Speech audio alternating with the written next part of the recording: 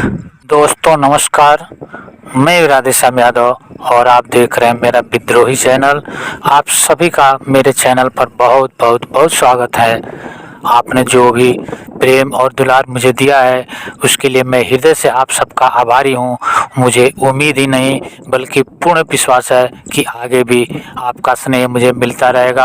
आप मेरे वीडियो को लाइक करें और अभी तक अगर मेरे चैनल को सब्सक्राइब नहीं किया है तो मेरे विद्रोही चैनल को सब्सक्राइब करें। एक नगर का सबसे अमीर स्वर्णकार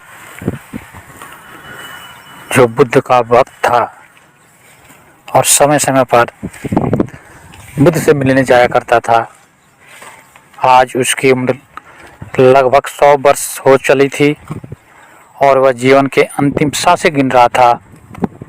इस वक्त वह काफ़ी बेचैन था, काफ़ी उद्विग्न था, जैसा कि लोग अक्सर मृत्यु के वक्त हो जाया करते हैं। उस स्वर्णकार ने गौतम बुद्ध के पास संदेश भेजा और उनसे मिलने की इच्छा प्रकट की। बुद्ध स्वर्णकार को अच्छी तरह से जानते थे क्योंकि वह अक्सर उनसे मिलने आया करता था। बुद्ध उस स्वर्णकार के पास पहुंचे। उन्होंने देखा स्वर्णकार बहुत ही उदास, उद्विग्न और बेचैन है। वह स्वर्णकार बड़ी उम्मीद के साथ बुद्ध को प्रणाम किया और अपनी व्यथा बताने लगा। बुद्ध ने कहा, अब तो जीवन की आखिरी क्षण में तुम कुछ जीवन की सार्थकता का ध्यान कर लो। तुम्हारा जीवन यूं ही बीत गया। 100 साल में अगर तुमने जीवन की सार्थकता को नहीं समझा और समझ भी नहीं पाता है, अक्सर लोग समझ नहीं पाते हैं, इसीलिए तो मृत्यु के समय भयभीत रहते हैं, डरे हुए रहते हैं, बेचैन रहते हैं, उद्विग्न रहते हैं। जबकि होना यह चाहिए कि मृत्यु के समय, बुढ़ापे के समय आदमी को बिल्कुल शांति के साथ मरने की तैयारी कर लेनी चाहिए। लेकिन बुद्ध ने कहा, तुम अब वृक्ष के पीले पत्ते हो चुके हो, अब तुम्हें वृक्ष से गिरने की तैयारी करनी है। अब तुम सारी सांसारिक चिंताओं को छोड़कर उसकी चिंता करो जो अब तुम्हारे साथ आगे होने वाला है, जो सत्य है। और तुमने जो कुछ यहाँ कमाया है, इस शरीर से जो कुछ कमाया है, यह शरीर भी छूट जाने वाला है और इस शरीर से कमाई जाने वाली हर रिश्ते नाते, हर बस छूट जाने वाली है। तुम्हारे साथ तो वही चीज़ें जाएंगी जो तुमने इस शरीर से बाहर के लिए कर रखी है, जो तुमने पुण्य कर रखा है, वह पुण्य ही तुम्हारे साथ जाने वाला है। और ना सारी सांसारिक चीज़ें जिन्हें मनुष्य जीवन भर इकट्ठा करता रहता है, इस शरीर से संबंधित जितनी भी चीज़ें इकट्ठा करता है, सब इस शरीर के साथ यहीं छूट जानी है। और संत तो वह होता है जो लोगों को सही दिशा में ले जाए, लोगों को सांत्वना न दे बल्कि उसे जीवन की सच्चाइयों को बताए। और यह बात बड़ी कठोर है और कठोर भी इसलिए है क्योंकि हमें असत्य ही सत्य मालूम होता है। हमारा पूरा जीवन असत्य में बीता है, इसलिए सत्य भी हमें कठोर लगता है। वरना सत्य कठोर है नहीं। अगर हम सत्य पर चल करके जीवन बिताते तो सत्य हमें बिल्कुल ही मुलायम लगता, बिल्कुल ही मीठा लगता। लेकिन हमारा पूरा जीवन असत्य की पोटली है, इसलिए हमें असत्य कठोर लगता है। बुद्ध ने उस स्वर्णकार से कहा, अब तुम मृत्यु की तैयारी करो, जीवन बीत गया और अब जो यात्रा शुरू होने वाली है वह यात्रा बहुत लंबी है और इस यात्रा में कोई भी तुम्हारे साथ जाने वाला नहीं है। न यह शरीर जाएगा, न इस शरीर से बनाए गए संबंधी कोई जाएगा और न इस शरीर से कमाई गई तुम्हारी दौलत साथ जाएगी।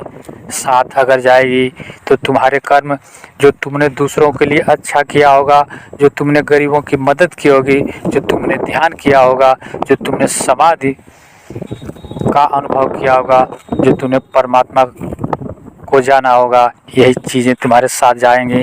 बाकी सारी की सारी चीज़ें यहीं रह जाएंगी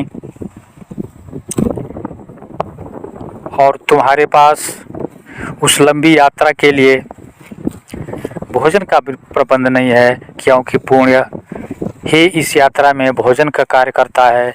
जिस तरह से हम किसी यात्रा पर भोजन लेकर के जाते हैं, जब भूख लगती है तो हम उसे ग्रहण करते हैं, लेकिन तुम्हारे पास तो इस लंबी यात्रा के लिए भोजन भी नहीं है। और यह जो भोजन, यह जो दौलत तुमने कमाई है, जो सांसारिकता कमाई है, यह सब यहीं रह जाएगी। इसमें से का कुछ भी काम आने वाला नहीं है। अब से भी मृत्यु की तैयारी कर लो, अब से भी ध्यान कर लो, अब से भी अपने जीवन के प्रति जाग लो, क्योंकि यही समय है ध्यान का, यही समय है परमात्मा को जानने का, यही समय है अपने भीतर अपने आप को खोजने का। अगर तुम अभी भी अपने भीतर अपने आप को खोजने में सफल हो गए तो आगे की यात्रा जो शुरू होने वाली है बहुत ही सुखदायी हो जाएगी।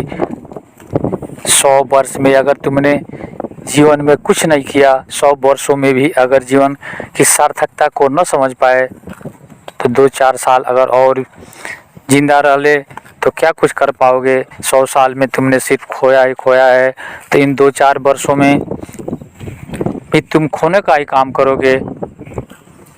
इसलिए अपने भीतर उस बिंदु को ढूंढो, अपने भीतर उस ध्यान को ढूंढो, अपने भीतर उस समाधि को ढूंढो जो तुम्हारे साथ जाएगी और जिसमें सिर्फ आनंद ही आनंद है, और जिसे पा लेने के बाद, जिसमें एक बार डुबकी लगा लेने के बाद सारी की सारी यात्राएं बहुत ही सुखदायी हो जाती हैं, बहुत ही आनंददायक हो जाती हैं।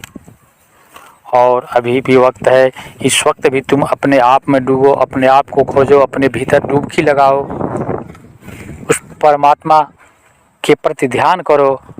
तुम्हारा जीवन सफल हो जाएगा, तुम्हारे जीवन के सारे दुख दर्द अपने आप समाप्त हो जाएंगे। और अब यह शरीर जो मृत्यु के कगार पर है, या शरीर छूटने वाला है, इससे पहले कि मृत्यु आकर के तुम्हें जगाए, तुम खुद ही जग जाओ। 100 वर्षों में तुम अपने जीवन के प्रति जाग न सके तो कम से कम जीवन के आखिरी क्षणों में ही प्रयास करके जाग जाओ। जीवन के प्रति जाग जाना ही इस जीवन का परम लक्ष्य है। इस वक्त भी जागो और अपने आप को पहचानो, अपने भीतर छिपे उस अमृत को पहचानो, अपने भीतर छिपे इस बिंद को पहचानो, जिसे पहचान लेने के बाद, जहाँ पहुँच जाने के बाद कोई मृत्यु नहीं होती, जिसे जान लेने के बाद कोई भय नहीं सताता, और जिस स्थान पर पहुँच जाने के बाद असीम आनंद होता है, और जहाँ वह आनंद जो हर पल ताज़ा रहता है, और जहाँ पहुँचने वाला व्यक्ति हर पल आनंद के सागर में, आनंद के महासागर में डुबकी लगाता है। फिर इसे कोई भी दुख, पीड़ा, द्वेष और कोई भी दुख न सताता, बल्कि सिर्फ और सिर्फ आनंद बरसते हैं। मित्रों, आप मेरे इस वीडियो को लाइक ज़रूर करें, और अभी तक अगर मेरे विद्रोही चैनल को सब्सक्राइब नहीं किया है तो सब्सक्राइब कर लें। मिलते हैं अगले वीडियो में एक नए विषय के साथ। तब तक के लिए नमस्कार, जय हिंद, जय भारत, वंदे मातरम।